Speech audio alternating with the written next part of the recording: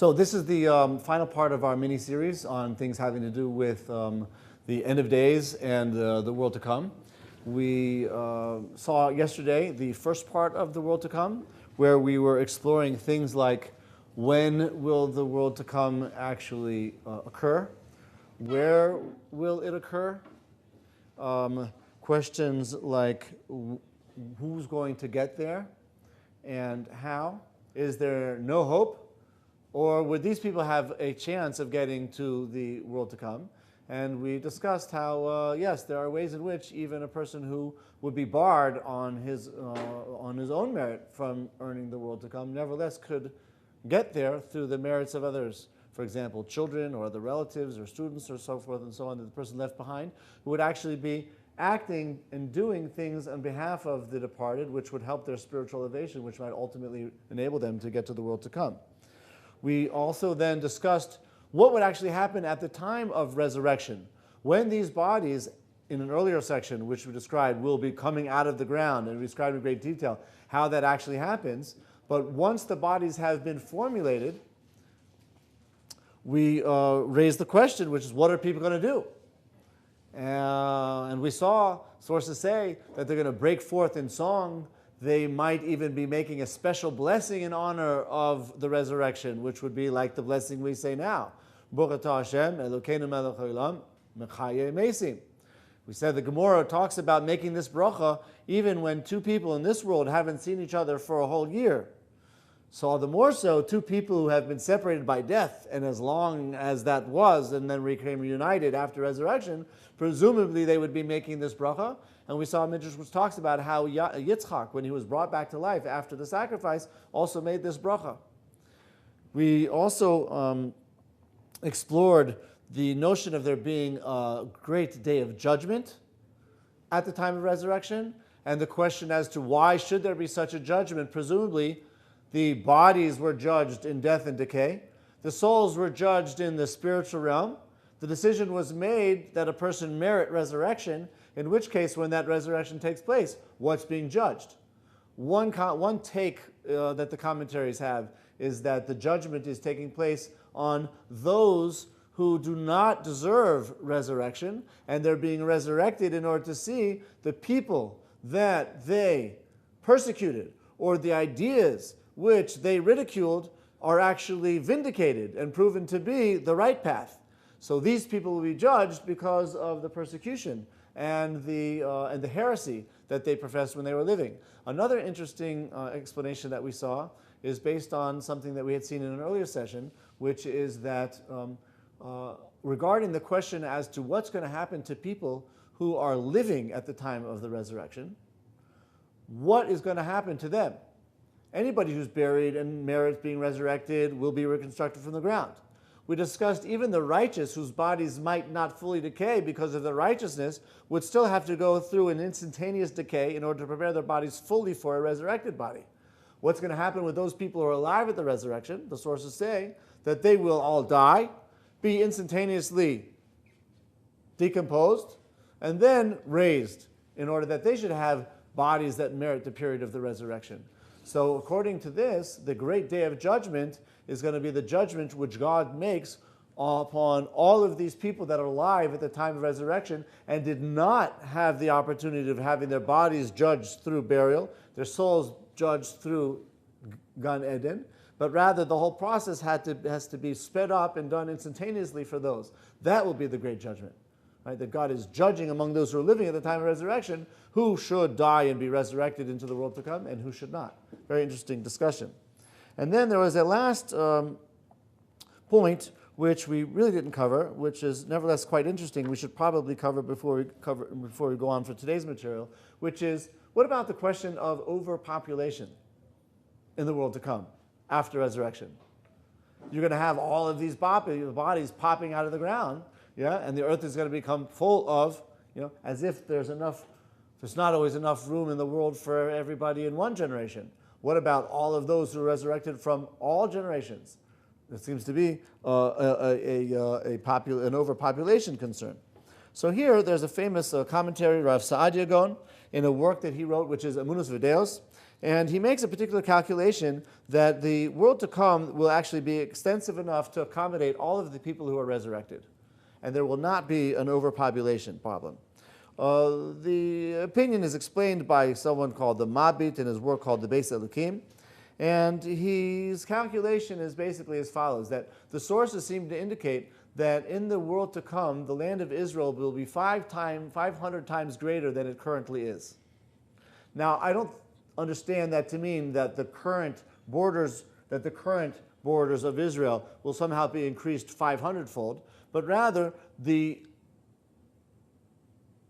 chazon, the vision of the greater land of Israel be realized, so that the land of Israel will extend literally from the Euphrates all the way down to the Nile, north, south, east, and west. The land area, which will be the land of Israel, will be much greater, so that any of the righteous Jews that lived in any of the times in history will be resurrected and have enough land mass in the greater land of Israel, to live. One interesting point is that this implies, according to this opinion at least, that those that will be resurrected specifically will be Jews. Jews will be resurrected, non-Jews not. Remember, in a previous session, we spoke about that discussion, where the Midrash says a day of rain is greater than that of resurrection. A day of rain is for all people, Jews and non-Jews. Resurrection is only for the Jews. However, we saw that one of the commentaries there, I believe it was the Yofer Torah, says that it doesn't literally mean Jews. It means anybody like the Jews who are doing the will of God. So that non-Jews who are like Jews, insofar as they're doing the will of God, and not like idolatrous non-Jews who are not, they will also be resurrected. According to this, then, we said, Jews and non-Jews, as long as they're righteous and doing what they're supposed to be doing, will be resurrected. According to this calculation, it would seem he's going of the opinion that no, only Jews would be resurrected and not non-Jews. The point is, however, that as we saw there, the Gemara itself says that non-Jews have a portion in the world to come. And since the world to come is very often referring to the world of resurrection, that would imply that righteous non-Jews have access not only to the spiritual world, but also the world of resurrection, which is really the world to come as well. And it kind of makes sense. If non-Jews receive reward because of their righteousness and get to the spiritual realm, then why would their reward be limited to that? It would seem, therefore, that just like Jews who merit going to Gan Eden and then would also be resurrected, so righteous Gentiles would, if they get to heaven, would also be privy to the merit of resurrection. In which case, that would bring the question back again. When we're trying to reckon about whether there's going to be enough room in the world for all of the resurrected righteous, it really is taking consideration not only the Jews, but even the non-Jews. In which case, you have your population problem again. Unless you want to say that there weren't really that many righteous non-Jews throughout history that it would make a difference. But I don't know. In any case, there are going to be a lot of people popping out of the ground. Is there going to be enough room for everybody?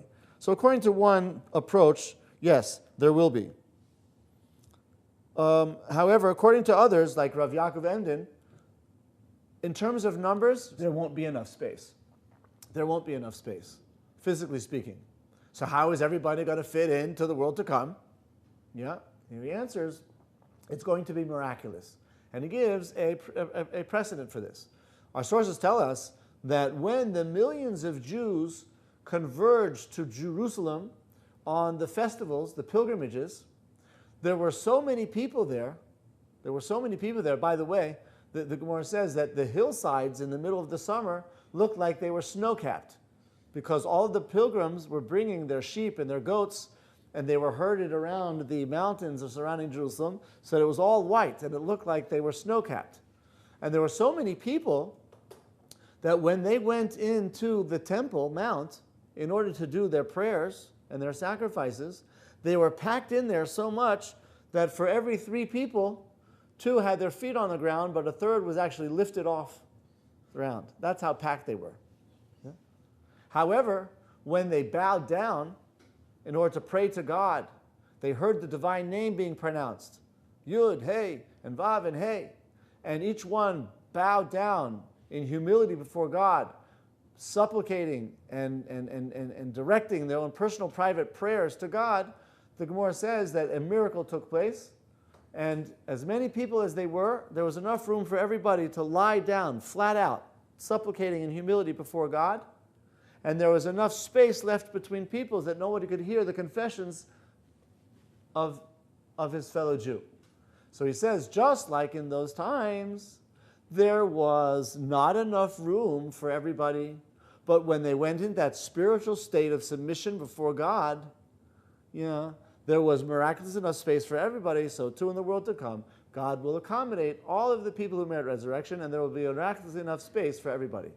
It's interesting that a lot of it has to do with humility. If a person acts with humility, yes, then these types of things can take place. The language that's used in our sources is oimdim skufim mishtachavim ravachim. When they were standing up, they were like squashed, but when they bowed down, there was room for everybody. What this means is when a person's trying to assert himself, right, there's not enough room for everybody who's trying to assert themselves. But if people will just bow down, act humility, right, act humbly, there'll be enough room for two. If you try and take two people fighting over two places, there's not going to be enough for either of them. But three people who are interested in everybody sitting down can put the three people in two seats. Yeah? Why? Because each one's making room for the other. You can actually... Two people who are fighting over a spot don't have enough room for two seats because each one's pushing the other one out. Three people can make room even in two seats. So humility, therefore, is a key ingredient in earning the world to come and also making a space for a person, making place for a person there as well. Prt6 mentions this teaching that we were talking about, that the throngs would gather. As long as they were standing, they were squashed, but as they bowed down, miraculously they had room. But there's another midrash in Tanhuma which gives another precedent for this, and this is based on a verse in which God tells Moses, gather the people to the tent of meeting. And Moses says to God, is it possible that I gather the entire people to the house of meeting? How can you fit 600,000 men and 600,000 women and all of the children, all of the young people? How can we fit all of those people into an area which is nothing more than the size of like a large field? So God responds, the Midrash says, to Moshe and says, it's true, physically speaking, there's not enough room for everybody, but miraculously, we'll make room. You call the people, and as many people are interested in coming, we'll make room and fit them in. And this is based on a verse in which God says, so too in time to come, will I do the same in Zion. All the world's population from Adam until the resurrection. By the way, this source seems to imply that non-Jews will also be resurrected. Why? Because it says all of the people from the time of Adam until resurrection. And there was a lot of world history, that includes a lot of world history when there were no Jews at all. So, just like the Midrash says, God miraculously made room for all of these people to fit into the courtyard of the tabernacle, so too in the time to come will I do the same in Zion. All the world's population from Adam until resurrection, where will they stand? And they will come and complain, as it says in the verse, Isaiah 49. The place is too narrow for me. Move over for me, so that I can have place to dwell. God says, what will I do for them? I will broaden it for them, as it says in the same verse, in the same Isaiah chapter 54. Widen the place of your tent. Right? Widen the place of your tent. The world is God's tent. God says, I will widen the place of my tent so that everybody who merits resurrection from the time of Adam until the time of resurrection will find room there. Very interesting point. The next thing that I want to cover has to do with what is life going to be like in the world to come in terms of just daily living. Will there be eating in the world to come? Will there be drinking in the world to come? Will there be relationships in the world to come? What about things like Torah learning and Torah observance? What's their role going to be in the world to come? So the first thing is regarding eating and drinking.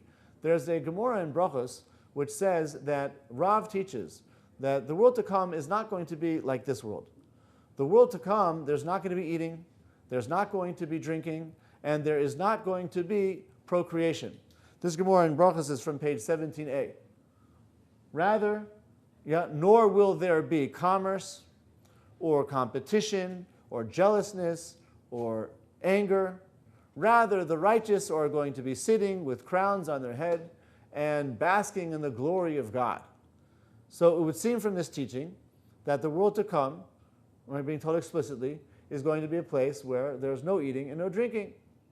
However, the Rambam explains that, understands that this teaching is actually not going on the world of resurrection. The Rambam, which some of us saw recently, actually explains this Gemara as referring to the world of souls that we spoke about earlier. And the Rambam is therefore saying, this world to come, which is the world of souls, there won't be eating, drinking, or procreation. Nor will be there any of the type of negative attributes that people have in this world. Why does the Rambam explain that this teaching is going on the soul world?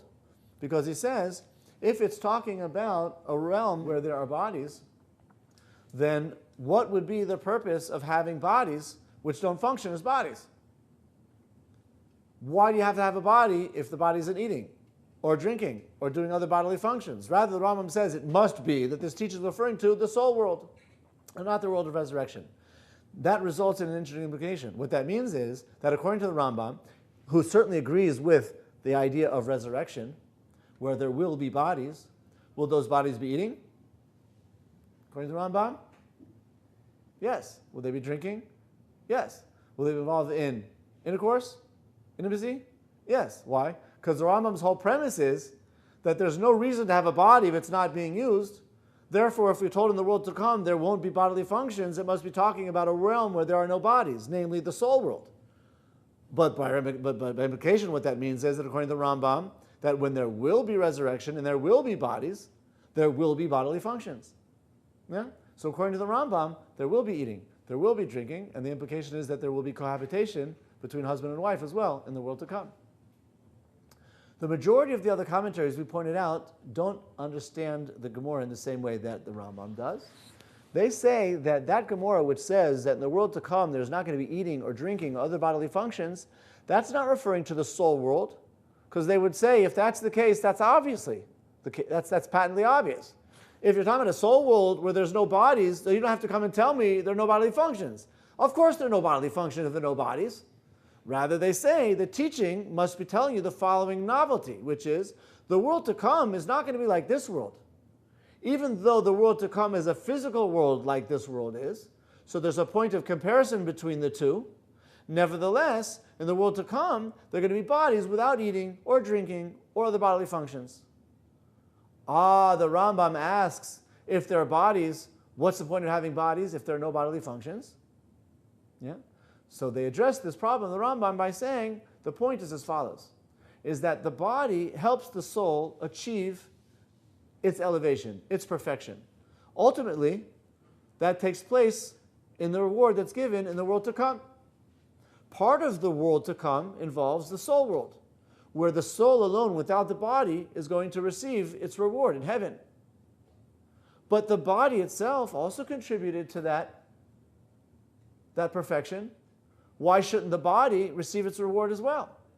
Therefore, they say that resurrection, at least initially, is in order to reward both the soul and the body for their joint role in bringing about the perfection that the person earned in order to gain the world to come. What's the point of having the body then without the bodily functions? The point is that this now becomes a spiritualized body where the body itself derives benefit from basking in the glory of God. It's kind of like spiritual sunbathing, yeah? Where the emanence of God's light is radiating into the world and the body is deriving some benefit from the presence of God. And this body, which is subsisting on soul food, that's the energy of God that's being brought into the world, will not need food. It won't need drink. And people won't be cohabitating either. Why? Because these are spiritualized bodies. These are spiritualized bodies that won't need food and drink. And it would be akin, for example, to the precedent that we saw in the Torah where Moses is described as going into Sinai for 40 days and 40 nights without eating or drinking. That's only a temporary situation. Even though it was attained by Moshe, it wasn't sustained by him for his whole life, only during those 40 days. But the world to come, which is the world of resurrection, which will be the realm in which the body is going to be resurrected, in that plane, all humans, according to most commentaries, will have a soul-body combination, but that body is going to be a spiritualized body, receiving its reward from God in a spiritual sense, and therefore won't need to have food or drink. Next point that the commentators make has to do with married life. Meaning, if we go, for example, according to the explanation of the Rambam, there in resurrection will be bodies. Those bodies will have bodily functions, which will include eating and drinking, and also opens up the possibility that there will be interaction between people on a physical level, husband and wife, and an intimate level as well. What will there in fact be a male-female relationship? What will happen to married life in the world to come? Are couples who are married here in this world, will that marriage, that relationship be sustained in the world to come or not? So the implication is that, yes, that the married life will continue, but it's not necessarily going to be between husband and wife as they were in this world. Rav Yosef Chaim of Baghdad, a great scholar in the 1800s from Iraq, is of the opinion that when people die, let's say the couple dies, their bodies are decayed and totally disintegrated. That dissolves the marital bond between husband and wife as well. So that through death and decay, the relationship is completely severed, and that would seem to imply that if the husband and wife are reunited in resurrection, they would have to reinstitute their marriage, yeah? And they would not be resurrected into their married state. Why? Because the relationship was dissolved through death. Will, once that relationship is reinstated, will there be this kind of living together as husband and wife? So again, I guess it's going to depend on the different way of looking at it between the Rambam and the others. According to the Rambam, who says that if there's the body's going to be used, that implies that if there's going to be a male-female husband-wife relationship, there's also going to be an active intimacy involved in that relationship. It could very well be that there will be no procreation, according to the Rambam. The husband and wife will be intimate, but there won't be any procreation, or maybe there will be. I don't know. The Rambam would say they would eat and drink. The bodies will be sustained, so maybe procreation there will be as well. But it would not seem to be the case, because anybody who's in the world to come lives eternally, yeah? And there's no need to bring, and the only people who are there are the ones who deserve to be there. So they'll interact as husband and wife, perhaps even be involved in intimacy, but not necessarily procreate. Yeah. When you're resurrected, would you be brought back into the world as the age that you died, or as like a more younger age?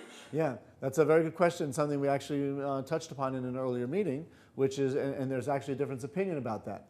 According to one opinion, the bodies will be resurrected initially as they were when they died, with their age and infirmity and sickness, and then miraculously restored to the prime state of health of a 20-year-old. According to another opinion, no. The body will be initially and immediately resurrected in that primal state. Yeah. Yeah. Let's say you're pregnant, and then the world to come, I guess, starts. Like, first off, is there an official starting day of the world to come? Uh-huh. And this, like, the days that the Mashiach brings? And second, like, would the fetus be born into the world to come? That's an interesting question. I've never thought about that. I mean, if the person is pregnant as resurrection occurs, then based on what we've seen, that person and her fetus would die, it would seem, and then be resurrected. The question is, if she merits resurrection, then she would be resurrected. But the fetus we can't really say that the fetus merited it because it never did anything, so maybe it wouldn't. On the other hand, just like a mother, when she's pregnant, a woman who's pregnant converts, her child converts together with her because it's considered to be part of her body, so too perhaps if she merits resurrection in this state, the child will also merit to be resurrected as a part of her body. Yeah? So that's a very interesting question. And I haven't seen anything written about it. It's a very novel insight. Yeah. What about a husband or wife who had their spouse die? Very good. I was going to say, that sounds like, you could say that sounds like a pretty far out question. Who would discuss this? But there is a whole responsa about these types of questions in a book called Rav Polim, which was also written by this Ben Ish Chai, Rav Yosef Chaim in Baghdad. And there he asks the types of questions, and not only he, but others address your question as well, which is, what about a situation where, assuming husband and wife are resurrected, and they do reinstate the marriage, either automatically through resurrection, or they have to reinstate it through marriage.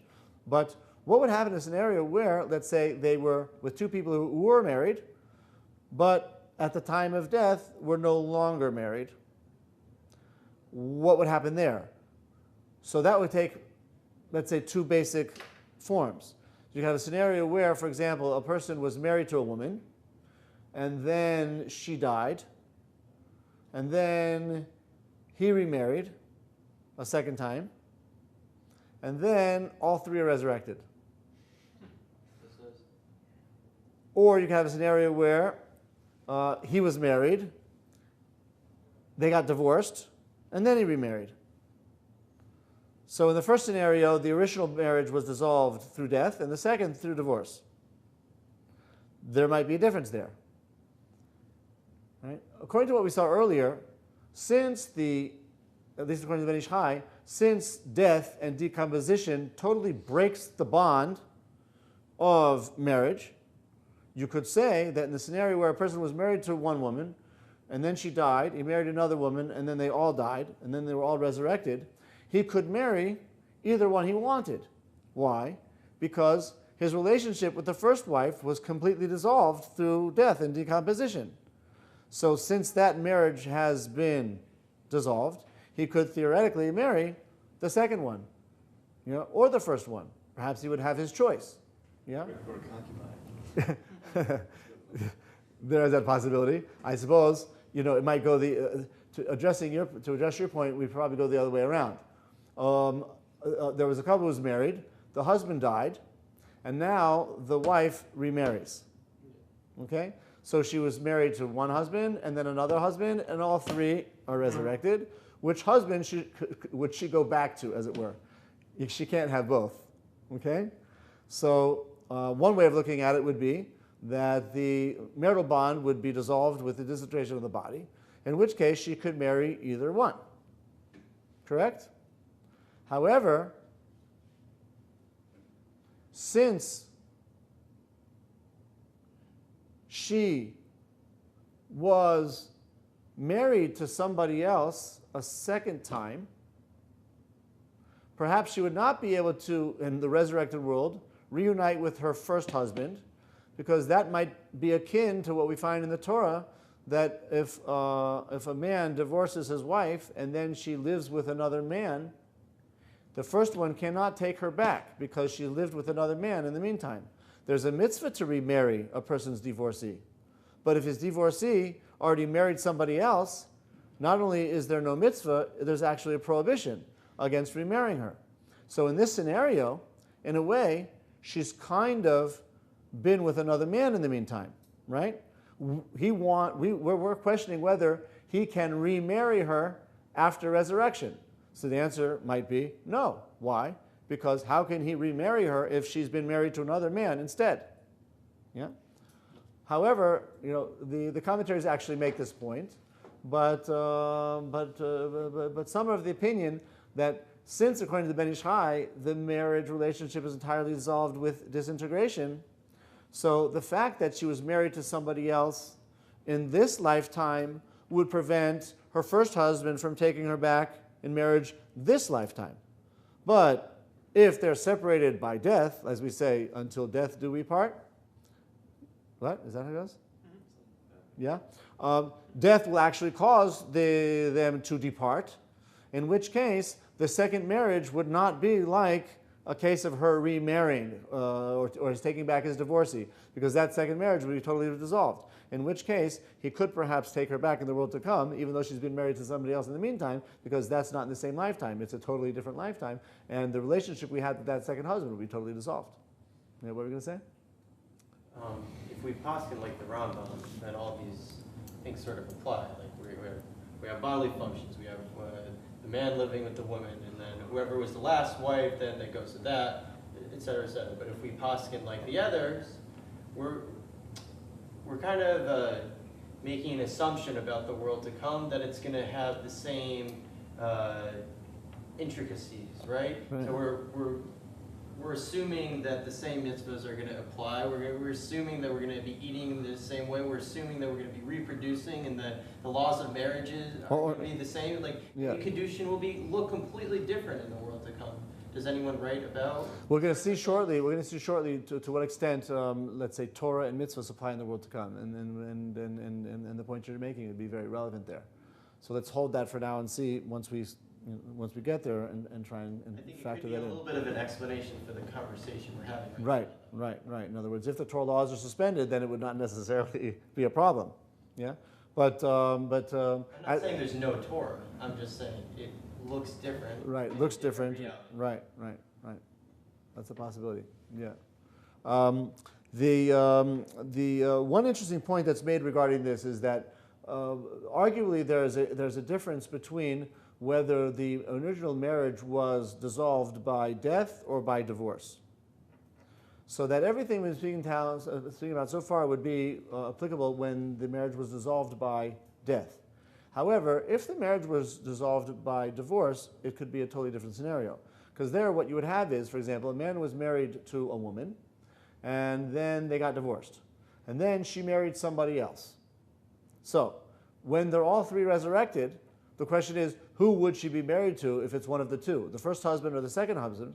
Here, arguably, we should say, even if death doesn't dissolve the relationship, but divorce certainly does, when they got divorced, basically, the husband and wife severed their spiritual relationship. They severed their spiritual relationship. So that even if we were to say death does not dissolve that spiritual relationship, and it's reinstituted when they come back to life in the spiritual realm, but if in this world they spiritually severed their relationship by making divorce, then clearly she should not go back to the first husband, she should go back to the second husband. Yeah? She should go back to the second husband. Why? Because that was her main husband in her life. She never severed the relationship, according to in this scenario, with him. Right? Death is what dissolved their relationship. So she should go back to the second husband. There's an interesting source which is brought for this, which is the Zohar in Prt6, which says as follows. When Jacob died, his body was buried in the Holy Land. But for Moses, no part of his body was buried in the Holy Land. Why? Because Jacob was the first husband of the Shekhinah, right? That was Jacob. But after Jacob died, she mated with Moses, meaning the Shekhinah was unified with Moshe. While Moses was in this world, he visited her as was proper, and he became her second husband. There was like a male-female, husband-wife relationship between Moshe and the Shekhinah. This was after Yaakov had already died. But when he died, that is, Moshe died, Moses remained outside. Neither his body nor his bones entered the land. Instead, the Shekhinah entered the Holy Land after Moshe died, and she returned to her first husband, who was Yaakov. From this we learn that a woman who is married to two men in this world, in the world to come, she should return to who? The first or second husband? The first husband, right? The first husband. But again, arguably that would only be when there was no divorce. If there was divorce, it would be a different scenario. But since Yaakov never divorced the Shekhinah, when Yaakov died, the Shekhinah married someone else, that's Moshe. And Moshe became the Shekhinah's second husband, as it were. But after Moshe died, the Shekhinah went back to her first husband, that is Yaakov. I don't know exactly what this means in a deeper spiritual sense, but the dynamic of the relationship between husband and wife is pretty clear from this Gemara, that their lasting spiritual relationship, implying the one that will be operative in the world to come as well, is going to be the one that was operative in the first marriage, and that's usually described as what we call the zivug rishon, as opposed to the zivug sheni, the secondary zivug, the secondary soulmate. Yeah. Yeah, what were you going to say? I think this is an interesting question. So, like, the difference between like biblical laws and rabbinical laws, and how like the rabbinical laws like made everything more strict. So Yaakov married Rachel and Leah in reverse order, and then he married two others, but mainly with Rachel and Leah. Today, like that wouldn't be allowed because you can't marry two sisters. So I consider the case where two cousins marry, two cousins by blood. Today, that is not allowed by rabbinical law, but it is allowed by biblical law. So if they're resurrected and they both died married, would they be allowed to get back together? Interesting. I'm not as far as I know, cousins can get married. So I'm not sure what you mean by Well, that. like something Rabbinically? that Cousin? used to be allowed, Yeah. but is no longer Okay, allowed. yeah. Take a scenario where the Torah permits the union, but the rabbis don't, right? So you're asking then what? In the time of resurrection, would the resurrection use the Torah law or the rabbinic law? Is that what you're asking? Yes. Right. Would the laws of the resurrected world go according to the Torah law or the rabbinic law? Very interesting question. Yeah, phenomenal, very insightful question. I really don't know how to answer that. And then Because clearly the Torah law is the operative law. On the other hand, the rabbinic law is enforced by the Torah as well, and we're not allowed to alleviate it from right or left. And that would seem to suggest that even in the world to come, the rabbinic laws will be operative. So would Yaakov not be allowed to enter with Rachel and Leah still? When Yaakov, very nice. I think there's a discussion here. He's raising another interesting point, right? So according to this, Yaakov's resurrected. What do we do about Rachel and Leah? Yeah, and the same thing with Zilpah and Bilhah, because as far as I know, they were also sisters. Yeah, and I think there's one opinion that says that they were actually all four sisters, but not necessarily from the same parents. But in any case, it's certainly the question would apply to Yaakov and to Rachel and Leah. Did I remember seeing anything about that?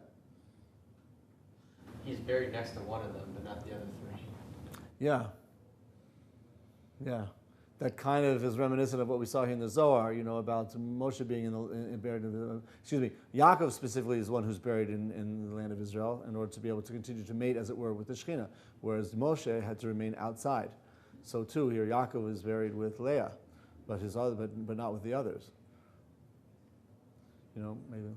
But in any case, very good question. What do you think? What would you say? I don't know. I just wanted to hear the answer. Yeah, it's an interesting point. Yeah. I'm curious what would happen if prophets are resurrected, because we lost the ability for prophecy with the destruction of the second temple, correct? Right. So if they're resurrected, do they maintain the ability? Well, actually, no, not with the destruction of the second temple. It would seem from the sources that we lost prophecy at the construction of the second temple. Yeah, the construction of the second temple. Yeah. Why? Because the sages prayed for the abolition of the drive for idolatry, and the answer was that that would mean eliminating spirituality. And that was done at the beginning of the second temple as a safeguard that the second shouldn't be destroyed for the same reasons that the first one was, namely idolatry. So it's from that point on that the prophecy tapered off. Yeah, go ahead. So my question is, those prophets that preceded the loss of prophecy, would they have that ability again once they returned, or would that automatically? Yeah, that's an interesting question, although I think in the general scheme of things, not only would those prophets attain that level of prophecy, even the inferior secondary prophets would receive that level of prophecy, and even non-prophets would get that. Talk about a non-profit organization? No, this will not be that. Yes, the world to come will be a profitable endeavor for everybody, meaning everybody who is born into that realm will be on the level of prophets. Yes. It will be a very profitable, operation.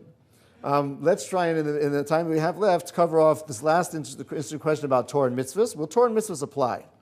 And it might address at least some of the things that you guys raised here in questions. The written Torah, the Rambam writes in Hilchot Yesodei Torah, chapter 9, it is clear and explicit in the Torah that the Torah is an eternal commandment. It lasts forever. It is not subject to change, nor subtraction or addition. As it says in Deuteronomy, these revealed things apply to us and our children forever, that we must fulfill all the words of this Torah. Behold, you learn from here, the Rambam says, that the entire Torah will imply forever, and we are commanded to keep it forever. This implies, therefore, that the obligation to keep the Torah will apply in some level, even as we understand it now, forever, even into the world of resurrection. However, the Rambam also writes in Hilchos Megillah that regarding the other parts of the Tanakh, not the Torah, not the 5 books of Moses, but the other books of Tanakh, all of the books of the prophets and all of the holy writings will be dissolved in the days of the Mashiach. No Nevi'im, no Ksuvim at the time of the Mashiach. The exception, he says, is the book of Esther, which has its own reasons, right, which we won't go into now. But that means that the vast majority of the supplemental Torah literature beyond the 5 books will not be operative even from the times of the Mashiach.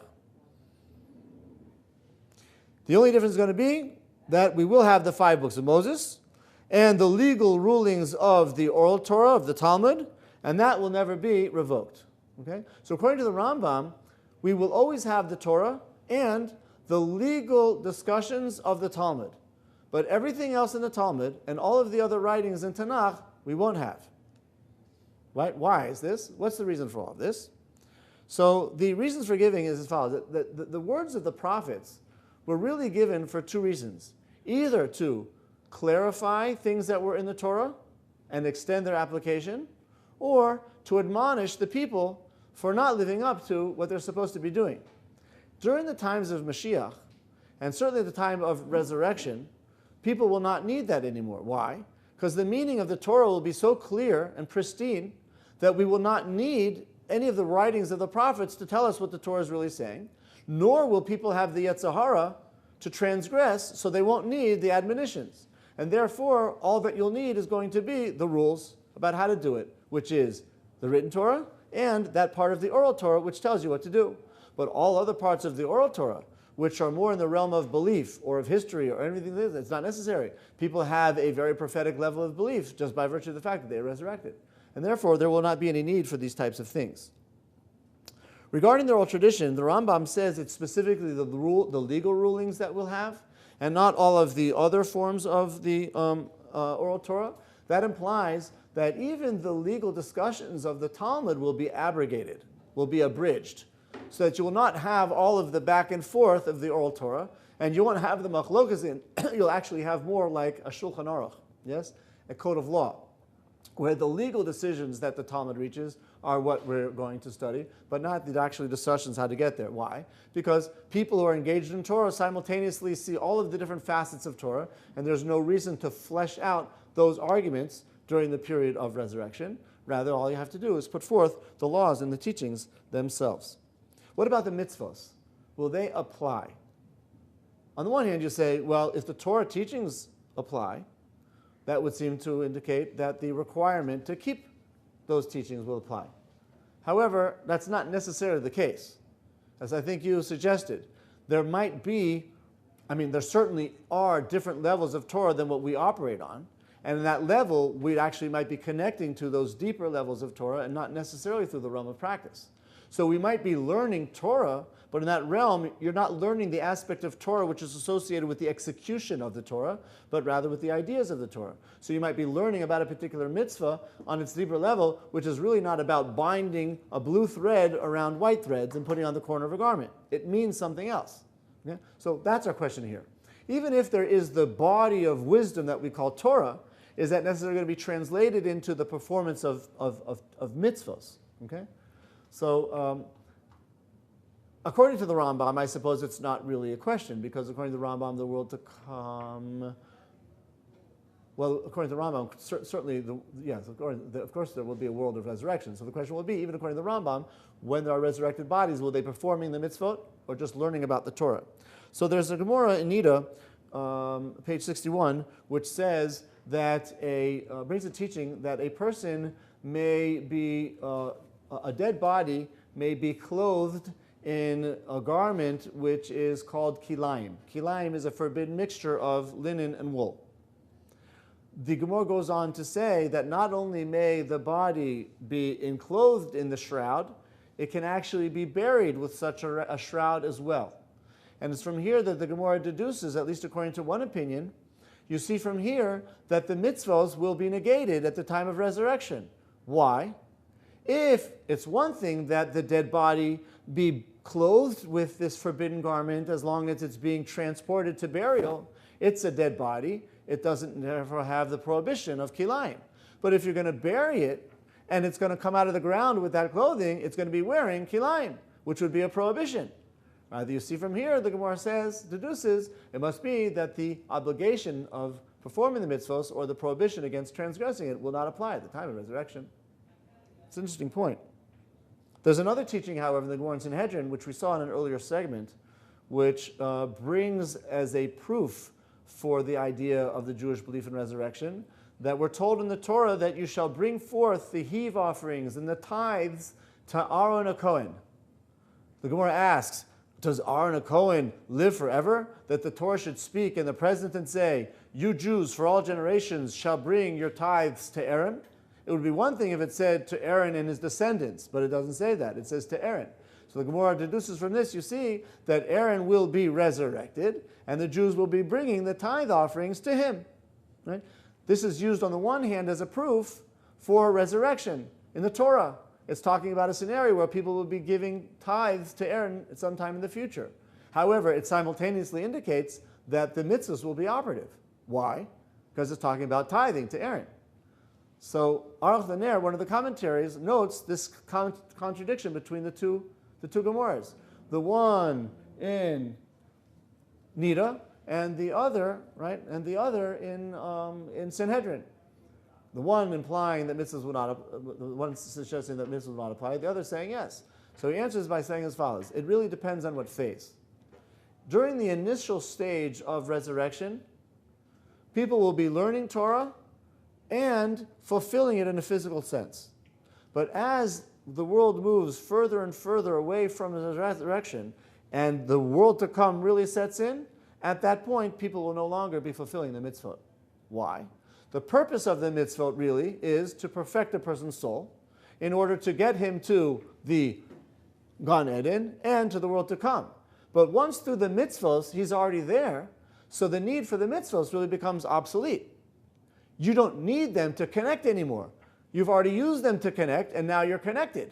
And you don't need them to maintain your connection because there's no Yetzer Hara either. So for that reason, ultimately, this is the suggestion that while Torah will continue and last forever, the performance of the mitzvahs won't. Why is this? Because the Torah, right? The Torah is like the knowledge of God, but it's not the venue through which you attain the merit to connect to Him. That's already taken place. You're in the world to come. So the mitzvahs you won't know, you won't need, they will be shed. Torah learning will continue. The last thing that we want to finish off with is that the question is, is what we said before about the laws of the Torah being everlasting also necessarily true, or might there be some point where even the laws of the Torah, meaning the study of the Torah, will change? So there's a Gemara which is in Eruvin, and the verse is as follows. Rabbi Yeshua ben Levi said, what is the meaning of the verse? Which I command you to do today. Today you shall do it, tomorrow you shall not do. The mitzvahs are applicable all days. Rather, it means the time to do the commandments is today, in this world, but not tomorrow in the world to come. So this implies, yes, that as we said, the commandments themselves will be abrogated. You will not need them anymore. And mitzvah is related to the word savat, which means a connector, a connection. However, the Torah learning, that is the wisdom of God, that will be forever. Why? Because that is like communing with God. And in order to enjoy the presence of God, as we're told the righteous will do in the world to come, they will be basking in the glory of God with crowns of glory around their head.